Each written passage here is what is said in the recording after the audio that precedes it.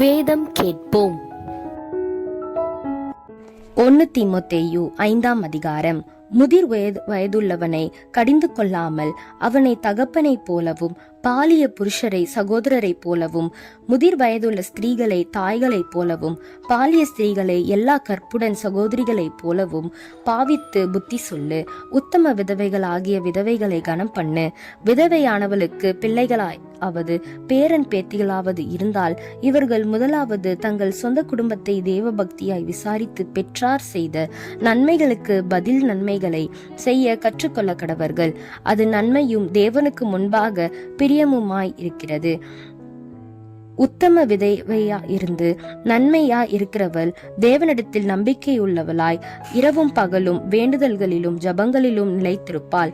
சுகபோகமாய் வாழ்கிறவள் உயிரோடே செத்தவள்.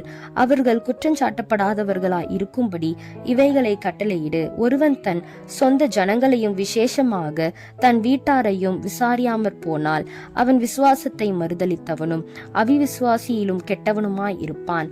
60 வயதுக்கு குறைவாய் இருந்தாலும் ஒரே புருஷனுக்கு மனைவியா இருந்தவளும் ஆகி பிள்ளைகளை வளர்த்து அந்நியரை உபசரித்து பரிசுத்தவான்களுடைய கால்களை கழுவி உபத்திரப்படுகிறவர்களுக்கு உதவி செய்து சகலவித நற்கிரியைகளையும் ஜாக்கிரதையாய் நடப்பித்து இவ்விதமாய் நற்கிரியைகளை குறித்து நற்சாட்சி பெற்றவளுமாய் இருந்தால் அப்படிப்பட்ட விதவைகளையே விதவைகள் கூட்டத்தில் சேர்த்து கொள்ள வேண்டும்.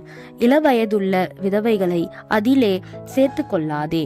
ஏனெனில் அவர்கள் கிறிஸ்துவுக்கு விரோதமாய் காம விகாரம் கொள்ளும் போது விவாகம் பண்ண மனதாகி முதலில் கொண்டிருந்த விசுவாசத்தை விடுவதினாலே ஆக்கினைக்குட்படுவார்கள்.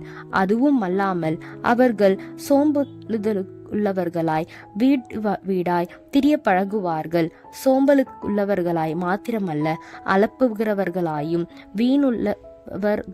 வரிகளாயும் தகாத காரியங்களை பேசுகிறவர்களாயும் இருப்பார்கள்.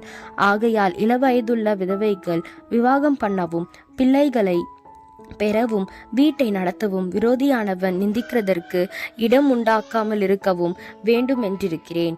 ஏனெனில் இதற்கு முன்னே சிலர் சாத்தானை பின்பற்றி விலகி போனார்கள்.